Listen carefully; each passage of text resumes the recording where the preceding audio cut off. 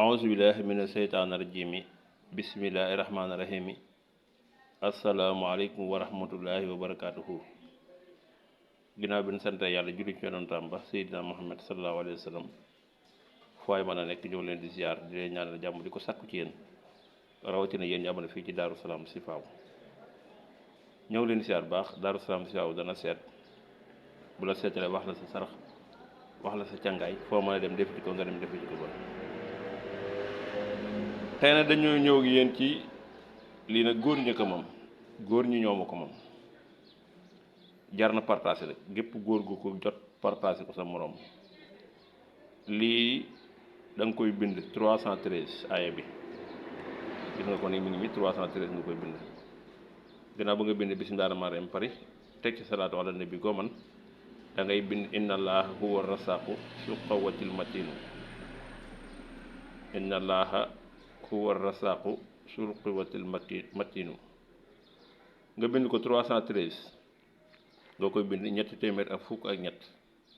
boo ko bindee 313 ba pare da ngay dem nga wut reenu daqaar ñetti reen baax na takk bi baax na sax wala nga wut takku daqaar bi def ci rek takku reen def ko ci saafara si kii nag da nga koy naan boo ko dee def góor gu tële da koy faj incha allah bi ak bépp tawat bu ne ci góor lu ku néew doole ci kàttan ci wàllu sëy ak koo xam ne dafa am tawati góor ci wàllu jàngaro yi tawati góor nag dafa yaatu waaye bu fekkente ne daal lii ma wax moom dangaa tële rek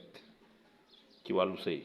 boo ko defee ci kàttan suñu borom da nga ci am kàttan bu baax ci wàllu sëy si góor nag bari na lu koy tee mën a am kàttan ci wàllu sëy